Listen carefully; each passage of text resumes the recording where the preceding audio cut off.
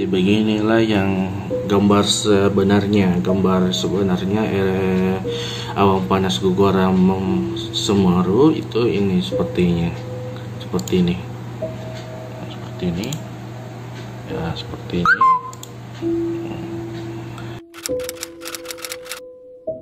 Gunung Semeru, gunung tertinggi di Pulau Jawa, gunung yang dipercaya menjadi tempat bersemayamnya dewa-dewa. Gunung ini tentu memiliki pesonanya sendiri, tapi seperti yang kalian tahu, setiap gunung memiliki ceritanya masing-masing. Setiap gunung memiliki pesona dan misterinya masing-masing. Hari ini kita akan membahas mengenai Gunung Semeru, kejadian-kejadian yang bisa dibilang memilukan hati kita dan perlu bagi kita untuk mendoakan mereka yang telah gugur di Gunung Semeru, dan juga tentang asal-usul Gunung Semeru.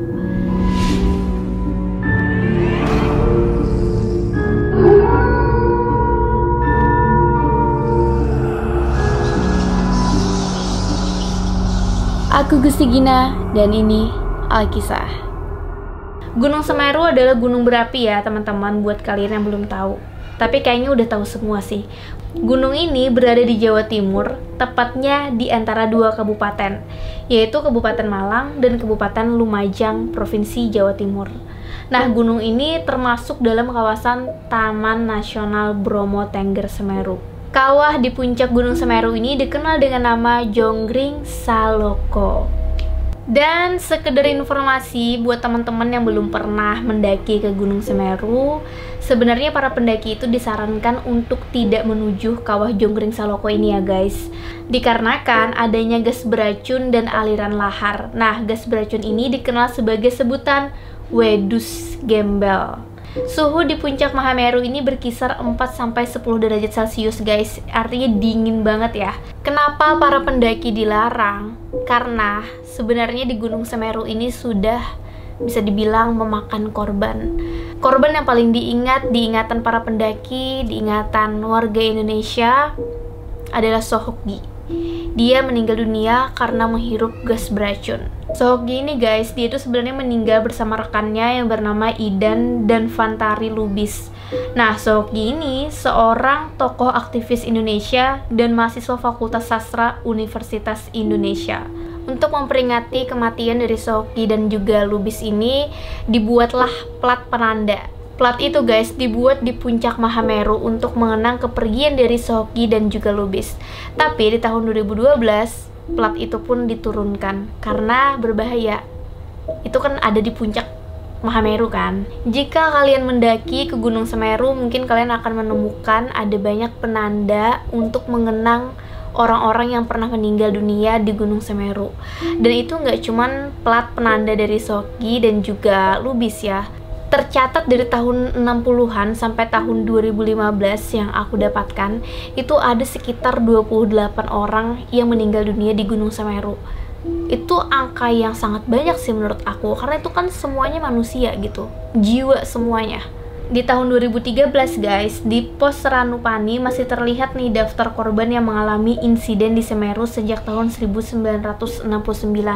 Tapi aku nggak tahu sih kalau sekarang ya. Apabila kamu ada yang baru-baru ini mendaki ke Gunung Semeru, mungkin tahun 2019 kemarin, nah kamu bisa kasih info nih di kolom komentar. Di papan tersebut guys, ada nama-nama korban yang meninggal dunia di Gunung Semeru.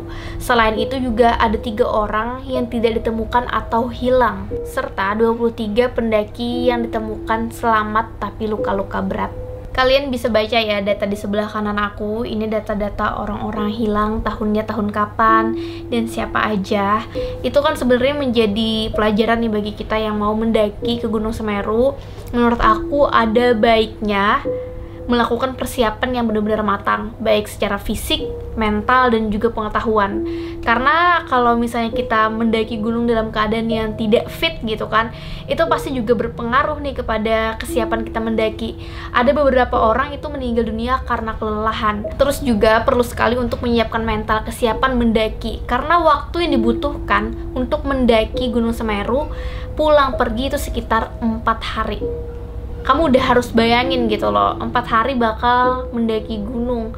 Artinya kita benar-benar harus siap gitu. Walaupun ya kita nggak bisa juga memungkiri ada yang namanya takdir, hal-hal yang tidak bisa kita kendalikan di dunia ini.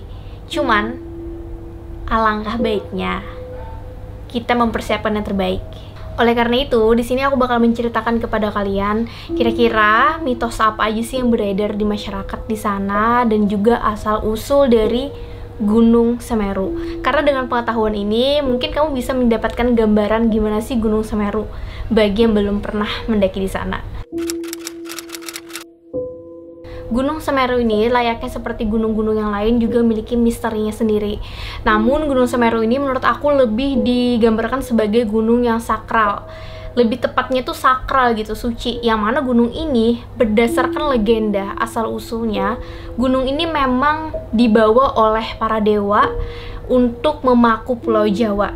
Nah, makanya ada kepercayaan bahwa puncak Mahameru itu adalah puncak di mana para dewa bersemayam. Dari legenda inilah kemudian berkembang nih mengenai mitos-mitos terkait Gunung Semeru.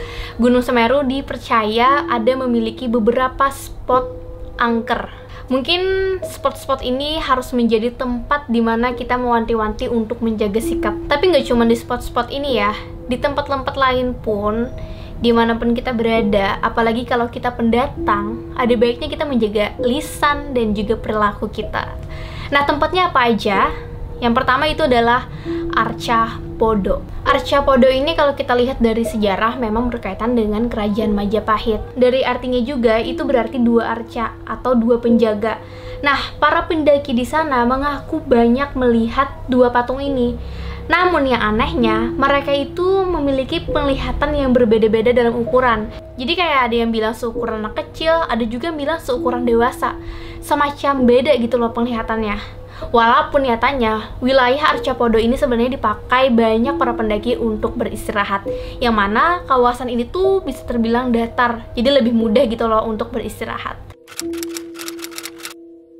Tempat selanjutnya adalah Danau Ranu Kumbolo. Nah, danau ini tuh bisa dibilang sakral juga sih menurut aku, karena kan Gunung Semeru secara umum sakral gitu kan. Di sini dipercaya ada dewi penunggunya, guys. Ya, dewi. Yang mana biasanya dewi ini bisa menunjukkan dirinya menggunakan kebaya kuning. Jadi mungkin aja tuh kalau misalnya kamu memiliki sensitivitas terhadap hal gaib, bisa aja kamu melihat penampakan dewi ini. Tapi bagi kamu yang tidak sensitif seperti aku, mungkin ya biasa aja gitu kan. Tapi ada baiknya juga lagi-lagi menjaga sikap di sana. Terus ikan mas di Danau Ranu Kumbolo ini juga ada mitosnya. Masyarakat bahkan percaya kalau ikan mas itu adalah jelmaan dari dewi penjaga Ranu Kumbolo. Makanya dilarang memancing di sana. Lalu guys, ada juga nih cerita di sekitar Danau Ranu Kumbolo ini, pendaki pernah melihat penampakan setan, makhluk astral, hingga penampakan pocong, poci. Itu serem banget kan? Makanya kalau di sana jangan lupa juga nih baca-baca doa. Semoga kita terhindar dari gangguan-gangguan makhluk halus yang usil. Oke, selanjutnya adalah spot yang juga dianggap mistis, angker, yaitu Kali Mati. Lokasi dari Kali Mati ini juga menjadi batas larangan pendakian. Yang mana Kali Mati ini juga sering banget nih dibanjirin pendaki yang nekat ingin menuju puncak Mahameru. Banyak banget loh pendaki memulai pendakian ke puncak Mahameru di tengah malam pas lagi dingin-dinginnya. Jadi make sure kalau kalian mau ke sana bawa pakaian yang tebal, kayak jaket tebal gitu loh. Karena di sana tuh dingin banget di malam hari dan subuh. Sedingin itu. Lalu terkait Kali Mati, ini tuh berasal dari nama sungai yang sudah mati di sana. Namanya kan kali itu kan sungai. Mati, jadi sungai yang mati. Dan sungai yang mati itu memang ada di lokasi itu. Makanya dinamakan sebagai Kali Mati. Nah terus guys, untuk wilayah Kali Mati ini ada loh cerita pendaki yang bernama Sekar. Dan dia mengalami gangguan-gangguan makhluk halus di sana. Jadi ceritanya begini. Pas menjelang tengah malam nih, Sekar ini melihat sesosok setan perempuan berwajah menyeramkan dan tangannya panjang masuk ke salah satu tenda pendaki. Jadi kayak tangan yang memanjang gitu. Kalian pernah nonton film Pimak nggak? Pimak Prakanong dari Thailand. Itu kan Minak ya, aku lupa nama hantu ceweknya.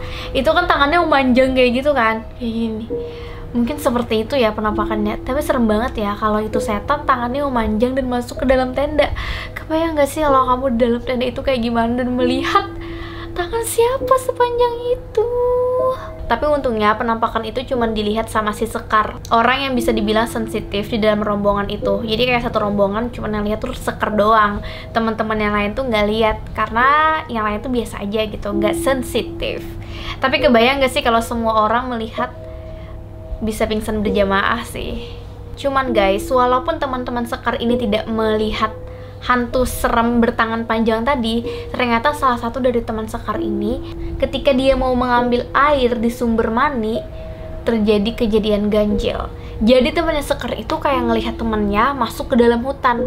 Nah karena dia ngerasa, oh itu temanku gitu kan, akhirnya dia ikutin nih, kayak nanya, mau kemana gitu kan. Tapi ketika dia ngikutin masuklah ke dalam hutan, tiba-tiba dia sadar nggak ada orang di sana, nggak ada.